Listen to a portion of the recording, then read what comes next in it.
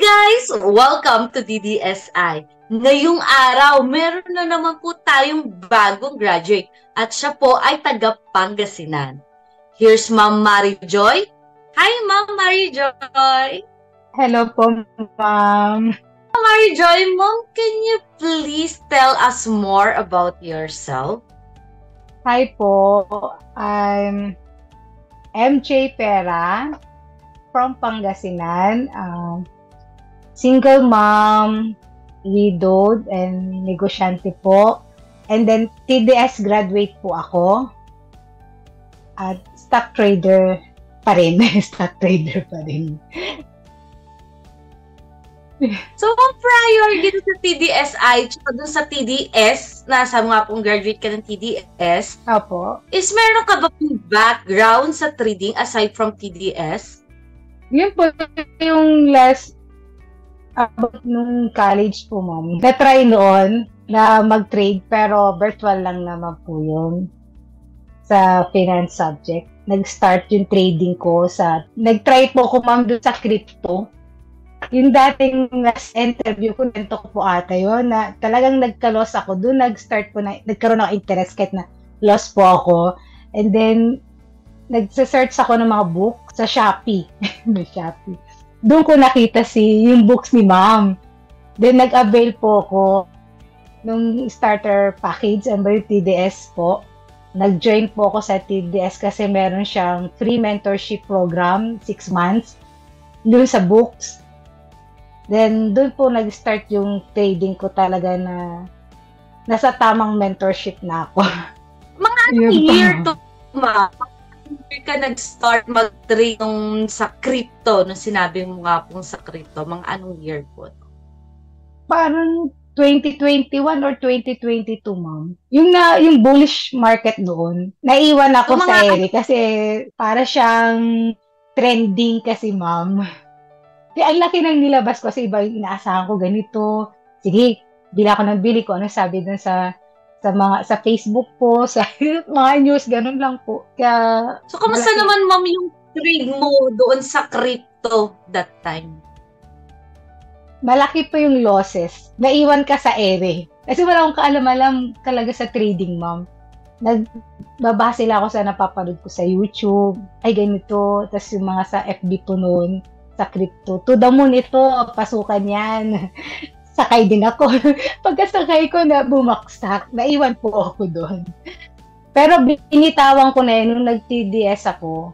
Kasi sabi ni Ma'am, kailangan matutong mag-cut ng losses. Kasi hindi makontrol, babaksak pa rin. Tapos may natirang kaunting-konti talaga. Pero hindi pa rin ako nasuko, Ma'am, kasi talagang green po itong pinapasok ko. Paano mo naman nalaman, Ma'am, itong TDSI? Dahil may email po si Ma'am na mag-open po ang TDSI, grinab ko talaga kasi talagang hinintay ko bakit walang mentorship pa si Ma'am Global. Tapos biglang nag-open siya, talaga sabi ko, talagang gagrab ko talaga yung opportunity na yun. Nag-join ka agad po ako. Kaya batch 1 po ako, Ma'am, sa TDSI. Ano, Ma'am, yung expectation mo upon joining dito sa TDSI? And ano ang TDSI program para sa'yo? Ang TDSI program po is a mentorship program po na yung ine-expect ko dito, kagaya din sa mentorship po ni Ma'am sa TDS, sa amin kung ano yung ibinibigay ni Ma'am kasi may foundation na yung parang lifetime mo siyang magagamit. Kasi gusto talaga ni Ma'am yung tatagal ka sa game. Yung kahit nag-graduate ka, nakikita niya yung progress mo, tuloy-tuloy pa rin. At saka yung expectation ko, yung strategy ni Ma'am, parang malupit Proven kasi palagi yung mga strategy ni Ma'am. Yung malupit siya na simple lang. Tapos yung turo ni Ma'am, pinapasimple niya kahit parang madali lang siyang maintindihan namin. Pero yung learning talaga at saka yung iba-iba yung way ng mentorship ng TDSI po talaga. Para siya mag-grow ka na madedevelop mo yung anong klaseng trader ka, parang ganun. Yun po yung inaasahan ko dito sa TDSI po. So, throughout the program, parang nakilala mo rin yung sarili mo at nag-grow ka as a trader on your own na rin, through your experience. True experience po, ma'am. So, ma'am, tell us more about your experience nga. Sabi mo nga, nag-grow ka through your experience. So, can you tell us about your experience dito sa ating TDSI program? Yung experience ko po kasi sa TDSI, hindi siya madali dahil marami akong losses. Ang tagal ilang set, naka 4 set po kami. Naka 4 set po ako sa trading po namin. Live trading po kasi siya. Kaya yung experience po, yung emotion mo, totoo. Kada trade, yung emotion mo na losses ka, laging losses. Parang sabi ko, aray yun Pero hindi ako masyadong nagre-reklamo kay ma'am. Losses ako, ma'am, losses ako, di ba? May next time, gano'n ako. Pero yung pala, yung losses, kaya pala sinasabi ni Ma'am Lioness, gusto ko maranasan nyo, yung parang maramdaman namin yung pain. Kasi parang no pain, no gain, parang gano'n. Yung loss na yun, yung pala yung titibay ka talaga, tatagal ka sa market. Kasi sa dami ng loss ko po, parang halos weekly, magsasubmit kami ng PNL. Ma'am, loss po ulit ako. Parang minsan lang ata akong mag-gain ng PNL po. May mga gain, pero yung result ng ending ng PNL ko, losses talaga. Paano kaya ito? Sabi ko, puro losses. Hanggang sa dadating yung time pala, yung madidiscover ko yung sarili ko na hindi pala ako para dito. Kasi yung experience ko kay ma'am, pinagtitrade kasi kami yung different time frame. Doon sa different time frame na yun, trinay ko rin po lahat. Talagang gusto kasi maging day trader ako, scalper. Pinipilit ko yung sarili ko, pero yung time ko hindi siya pwede. Kasi minsan pag gabi mag-trade po ako, natutulugan ko talaga. May time pa sabi ko, ma'am, pwede ba yung pag ako maghahatid ng bata, may hawak ako. Sabi nga, ikat mo na pag di mo bantay. Kasi scalp yun kailangan bantay talaga. Minsan pasaway din ako. Sa experience na yun, talagang losses talagang dating sa akin. Talagang tatamaan ka Parang kang pinalo. Kasi pasaway ka. Kasi yung strategy ni ma'am, malupit Kung ano sabi niya, sundin talaga siya. Dapat matindi yung disiplina. Isa rin po yung disiplina yung na-develop din sa akin, experience ko kay ma'am. Kailangan talaga, kung ano yung sinabi niya, sundin. Kaya doon ako nagtagal po. Pero doon sa experience na yun, yung sa trading, sa losses ko, nakilala ko na hindi para ako pang scalper. Pang swing trader po pala ako. Sabi ko doon, kailan ako nagkaroon ng peace of mind? Sige na, busy kasi ako, tapos yung internet namin bumagal. Then, nung nag-swing trade po ako, then acceptance ko sa mga losses ko doon. Sabi ko, sige na, okay na to, malaking losses, pero hindi naman ako stress. Kinumpit ko kasi yung mga losses ko po noon, pag mas malaki pa yung losses ko noon kaysa nung nag-swing trade ako. Sabi ko, ay, ito pala, sabi ko, nung may peace of mind ka na, kasi yung strategy ni ma'am, pwede mo siyang iwan. Pwede mo siyang tulugan. Ganun siya kaganda kasi adjust mo lang yung stop loss ko. Adjust lang, pag gain na, trading stop na siya. Ganun siya kaganda. Yung pagkakilala ko sa sarili ko, may peace of mind na ako mag-trade. Relax na po ako. Kaya minsan sabi ng mother ko, nagtitrade ka pa ba? Oo, tawa-tawa na lang ako. Hindi kagaya noon. Para kung pwersa, kailangan mag-trade ako. Hindi pala siya pwede. Kaya sabi ni ma'am, wag i-force yung sarili pag hindi pwedeng mag-trade. Pag pagod ka, hindi talaga pwede. Kailangan talaga physically at mentally ready ka. Hindi basta-basta siya, trade ka lang ng trade. Hindi pala talaga siya pwede. Kaya, swing trader lang talaga ako. Hindi ko na pwedeng palitan. Dahil nga, doon lang may peace of mind sa relax po. Yun yung nag-develop sa akin na hindi ko makalimutan, ma'am. Nagtitrade ako relax, parang gano'n. Nagkaroon ka na ng peace of mind, nalaman mo na kung saan ka pa time frame na mas suitable and kumikita ka pa. Kaya so, nga dapat nahanap mo kung saan ka mas komportable. Opo, yun nga po talaga. Yun din talaga sinasabi ni Mentor. Mahanap nyo yan. Ano naman, ma'am, yung activities na ginagawa nyo inside the DSI program? Yung activities na ginagawa po namin, nung una po, si ma'am, ginaid po kami sa pag-open ng broker, and then, meron kaming Zoom meeting, kamustahan, then, yung mga lesson ni ma'am everyday, meron siya, saka yung vlogs po ni ma'am, malaking tulong din po yung vlogs talaga. Kasi nire-remind ka sa kilos mo, checklist, mag-focus lang, then wag gi-give up. Kasi sa talaga yun, yung support ni ma'am mararamdaman mo. Ganon din yung RM namin. Kasi pag nagsasubmit kami, talagang magsasabi siya, tuloy lang yan, wag susuko, parang gano'n. Talagang yung support system ng DDSI iba. Yung activities namin, ang maganda talaga sa activities, yung real yung experience talaga. Kasi yun ang hindi mawawala sa amin yung experience namin sa live trading. Yun po talaga. Kasi doon ka talaga mag-grow eh. Ano naman, ma'am, yung 3 best things about being a TDSI? Ang 3 best thing ko, yung first, sa mentorship po kasi ni ma'am, talaga guide ka from zero knowledge sa Forex. Talagang ay, ganito pala yung Forex. Saka slowly siya, hindi ka niya bibiglayin. Hindi ka rin i-hype kasi yung Forex kasi, malaki opportunity po talaga. Kung gusto mo magkaroon ng extra income, source of income, malaki talaga. Pero si ma'am, unti-unti kanyang i-guide. Kasi pag walang tamang mentorship, wala po, parang may iwan ka lang sa ere. Ma-hype ka. Kasi kung tutusin, kayang-kaya ni Bam mag-reco eh. Sabihin niya lang, ito pair mo. Di ba, di-gain na sana kami lahat na student niya agad. Pero hindi. Sa mentorship talagang, ikaw, gusto niya yung sarili mo. Ikaw makaka-discover, ikaw yung ma-develop ka.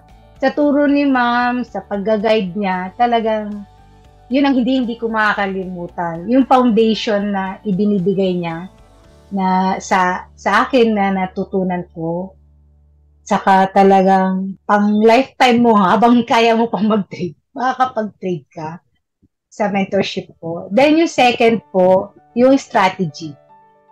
Sa strategy po, simple lang siya pero malupit. Kasi hindi siya masyadong magulo. Parang hindi ka masyadong kakabahan. Lalo na pag mahanap mo yung time frame mo, relax ka lang siyang mag-trade. And then para kang naglalaro, dinadrag mo lang yung stop loss mo, trailing stop. Madali lang siya. Yung strategy ni ma'am, yung si ma'am root strategy, talagang sulit talaga po. So, siya talagang malupit yung strategy na kahit bata po, kahit yung anak ko, yung kausap ko kanina, ano yun? Minsan, bantayan mo yan ha. Minsan siya pinag-e, entry mo, madali lang talaga siya. And then, yung huli, yung risk management. Kasi, dahil nga, nag-start ako dun sa crypto trading, kumbaga, kung wala kang risk management, yung capital namin doon sa live trading, ubos yun, baka siguro baka wala pang isang araw, wala na. Kasi po, yung sa very liquid po kasi sa Forex. Kaya madali din siyang ma-wipe out. Pwede ka ring maipit. Yung risk management ni ma'am, matindi siya talaga. Tumagal ng ilang set of trades yung capital ko po. Kaya talaga, yun ang 3 best thing po as TDSI po. So talaga pa lang yung strategy, like what you said nga earlier, na pati yung anak mo naiintindihan kung paano kung paano flow or kung paano Yes po. How old nga po yung anak nyo? 10. Yung bunso po ang makulit kasi kaya siya, bantayan mo yan. Pero minsan, ma'am, ako ang pasaway. Pag yan nagkulay, kasi pag scalping, kailangan bantay. Aalis mo na ako ha, bantayan mo yan. Pag nag-ibang kulay yan, pindutin mo to, sabi ko. Pipindutin naman niya. Mami, iba ng kulay, sabi niya. Black na. Kapag black, ay close mo na. Yan ang bilin ko po. Pero nung nag-black, Mami, close ko na, black na. Ay, wag mo na, baka tatas si Mami ang pasaway. Mas magaling to pata, ma'am. Mas nagpa-follow pa pala dun sa strategy yung 10 years old mong anak kaysa sa'yo. Opo. Yes, ma'am, ganun siya. Sabi ko, baka, kaya nga sabi ni ma'am, mas masunurin talaga yung mga bata. Kaysa yung kagaya sa amin, may emosyon, mahirap. Kaya nga sa umpisa pa lang ng trading, lagi sinasabi ni ma'am, empty your cup talaga. Ayun talaga po. Strategy. Kasi nga yung mga bata, di ba, susunod at susunod lang sila. Kaya nga sumunod siya. Talaga. Nakakatuwa, ma'am, at the early age of 10 years old, di ba, na-expose na siya dito sa ating global market and naiintindihan na niya kung paano gamitin yung ating strategy. Yes po, ma'am. Pero ma'am, di ba sabi mo nga po, galing ka sa crypto at ang laki ng na-lost mo dun sa crypto. Hindi ka ba natakot ngayon na another international market na naman or global market na naman yung papasukin mo ngayon? Hindi po, ma'am. Kasi, may tiwala ako kay Ma'am Lioness. Nasubukan ko na sa TDS. Di ba, marami kami losses. Sabi ko, maliit lang ang losses namin. Tapos yung capital ko hindi siya nauubusan during TDS po. Kaya sabi ko, inaasahan ko, ngayon pa ba ako matatakot? May mentor akong magaling ba? Yung magaling magturo, mag-guide, yung may care siya. May care siya sa mga student niya po. Para siyang nanay, parang gano'n, na talagang gusto niyang mag-progress kami. Hindi lang yung ituturo niya yung strategy, pero gusto niya talagang mag-progress po.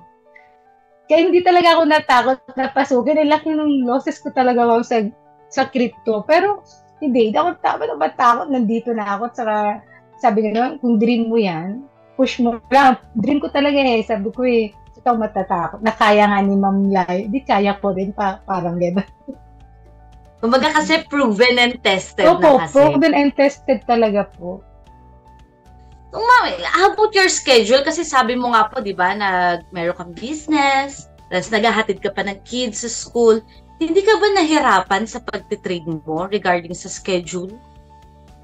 Nahihirapan po, ma'am. Lalo pag nag-scalp ako noon. During may entry ako, natanong ko na rin si Ma'am Linus, Ma'am, paano pag maghatid na ako magsusundo ng bata?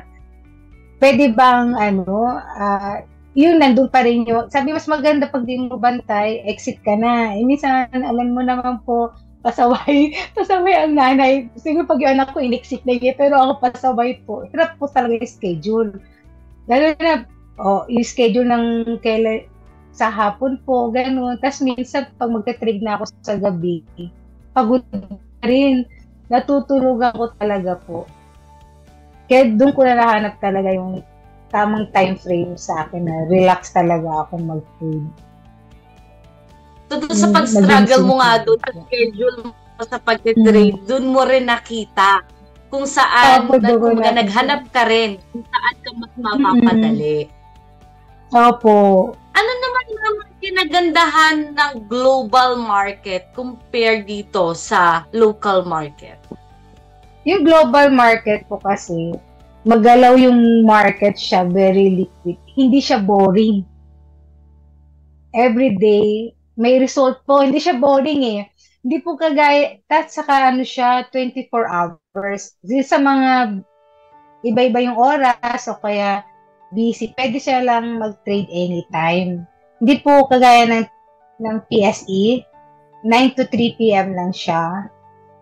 Paras din silang Monday to Friday, kaso yung oras po. Saka minsan, medyo, tawag doon, downtrend si PSE, hindi gaya ng global market, kahit downtrend or uptrend siya, pwede siyang i-trade.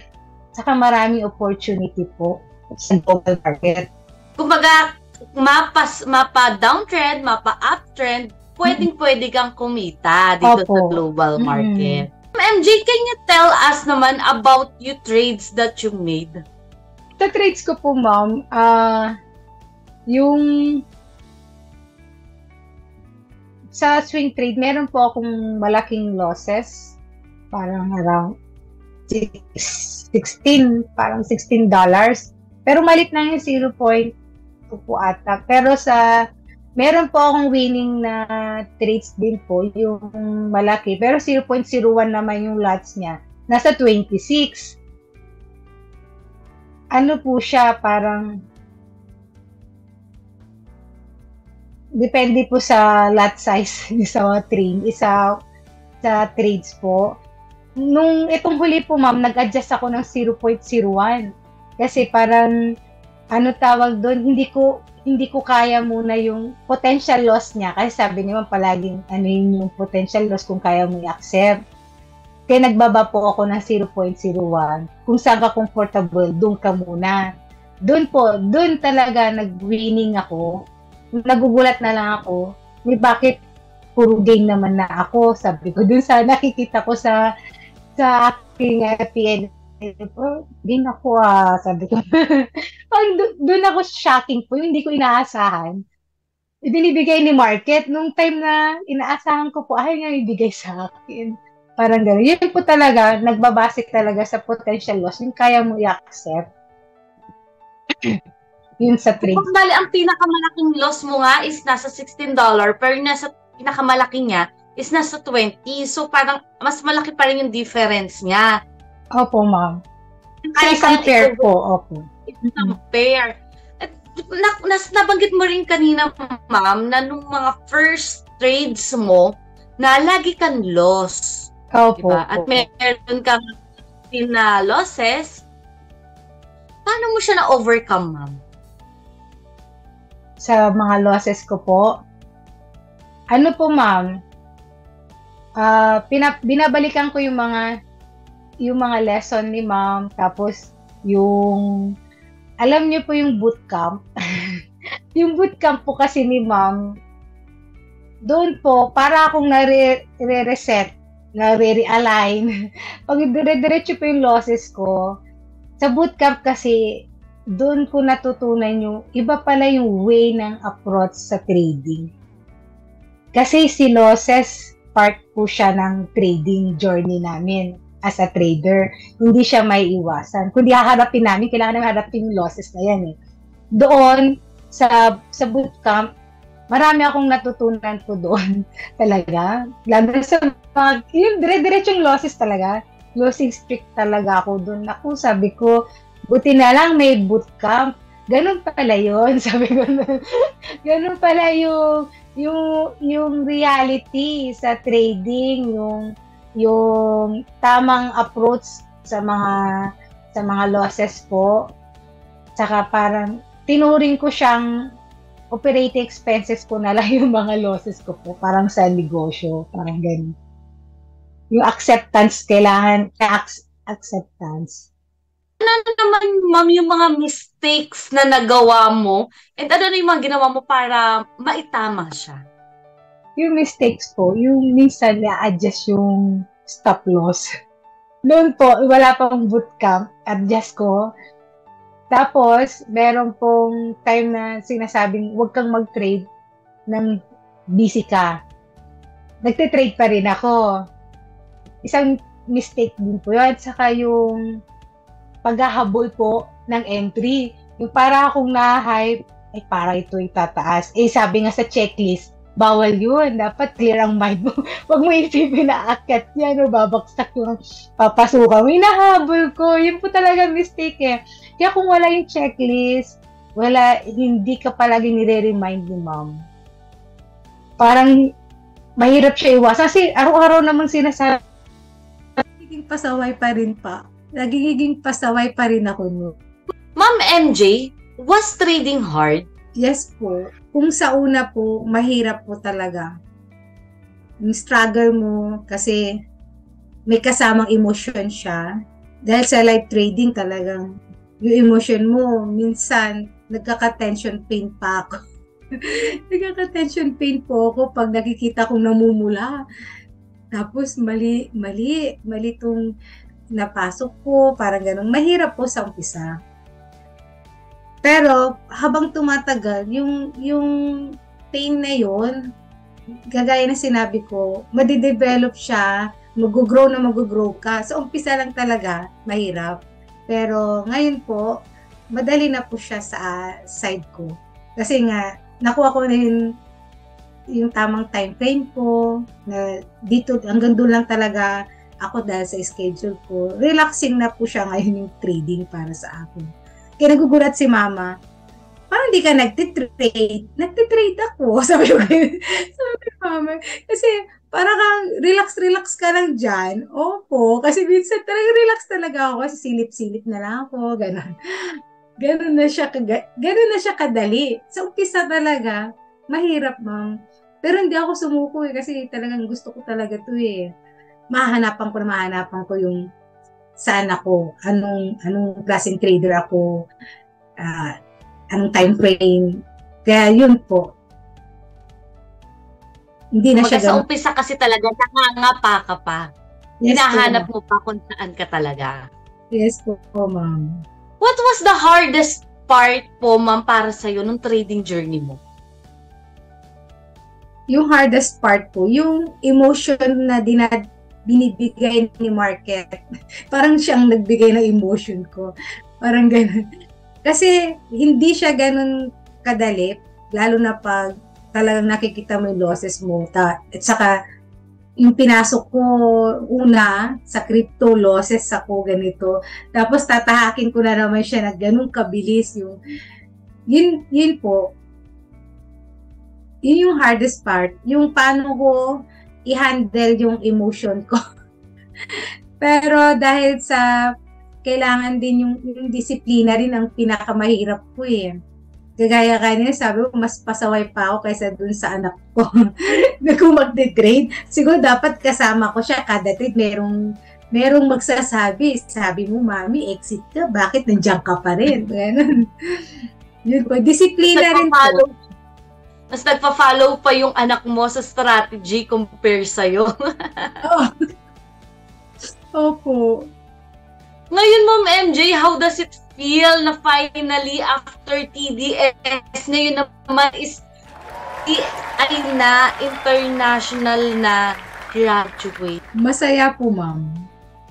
Sobra kasi talagang pangarap ko itong maging forex trader. Maging international trader. Hindi lang sa napapanood ko, saka yung pagka-graduate kasi sa TDSI, talagang hindi ka gagraduate kasi na hindi ka okay, hindi ka matatag, hindi siya pwedeng pikehin yung pagka-graduate mo. Kaya talaga nakaka-proud, achievement mo talaga siya. Kasi ang dami mong struggle talaga po. Yung emotion, talagang ramdam mo yan. Hindi siya maiwasan, lalo talaga pag baguhan po. Mahirap. Kaya yung pagka-graduate ko, masaya po ako talaga. Talagang dream ko talaga ito. Can you say, ma'am, na our strategy dito sa TDSI really works talaga? And you can earn by using our strategy or pag sumali ka talaga dito sa ating TDSI? Yung strategy talaga ni ma'am, talagang malupit nga, sabi ko kayo. Sobrang lupit niya, na simple siya, madali siya intindihin, at talaga, kikita ka dun Si ma'am nga, kung ano yung ginagamit yung strategy, yun talagang pinapagamit sa amin. Nag-start lang talaga kami ng napakaliit kasi pinoprotektahan lang talaga ni ma'am yung capital namin. Dahil nag-aaral pa lang kami. Pero, proven siya at saka tested yung strategy talaga ni ma'am. Kahit nga busy ka, halos kung mahina internet mo, pwede mo gamitin yung strategy ni ma'am sisilip ka na lang pag may time ka, kahit bukas ka na lang sumilip. Kasi gano'n siya kalupit. Saka para ka na lang nanunood. Ay, nag-gain ka na pala. Parang gano'n. Na hindi mo inusa. Kasi proven talaga siya na talagang kikita ka. Dahil nga ma'am, sabi mo nga, eto na, kumikita ka na rin dito sa ating TDSI program. Will you recommend TDSI sa mga family members mo, sa colleagues, sa mga friends, na maging part din sila ng ating program? Yes po. I highly recommend ang TDSI na kung gusto talaga nilang pumasok sa trading. Kasi dito, subok ko na eh. Na-try ko na yung mentorship ni ma'am, yung program ng TDSI. Talagang mag-grow sila at profitable talaga yung journey mo dito talaga. Pang lifetime siya. At saka malaki opportunity sa global market. Highly recommend ko si TDSI dahil malaki talaga yung opportunity sa kung gusto ng extra income. Kagaya ko, naghahanap ako. Dito, talagang malaki yung chance mong kumita. Kagaya ni ma'am.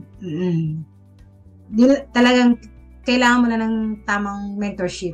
Ano ma'am naman yung final message mo po sa mga kapwa mo rin traders na gusto ring pasukin itong ating global market? Sa mga kapwa kong traders na gustong pasukin ang global market, mas maganda kung mag-join na sila sa TDSI. Kasi dito talaga, marami kaming mga student ni ma'am. Tested na yung strategy, yung mentoring ni ma'am. Hindi lang ako, marami kayong mga student talaga ni ma'am na yun. Saka yung journey, kagaya sa akin, na-develop pa, nag-grow ako eh. Parang nag-trade na ako ng hindi ako masyadong nag-aalala. Parang relax na yung trading ko. Yun lang talagang dadaanan nila yung mga struggle, normal yun. Lalo na pag mas okay kung nasa TDSI sila, may gagayad pa sila ng math. Thank you so much po Ma'am MJ sa pag-share nyo po ng inyong experience dito sa ating program. Kaya kayo guys, kung kayo gusto nyo rin balakin pumasok dito sa ating TDSI program o pasukin ang mundo ng global market, we're encouraging you po to join TDSI. At talaga naman, tulad nga ni ma'am, di ba? 10 years old na anak niya, kayang-kayang gamitin yung ating strategy. Basta lang meron kayong tamang mentor and tamang program na sinusunod. Thank you so much guys, and thank you ulit po Ma'am NJ sa inyong time and sa pag-share niyo po ng inyong experience. Thank you so much po ma'am. Thank you po.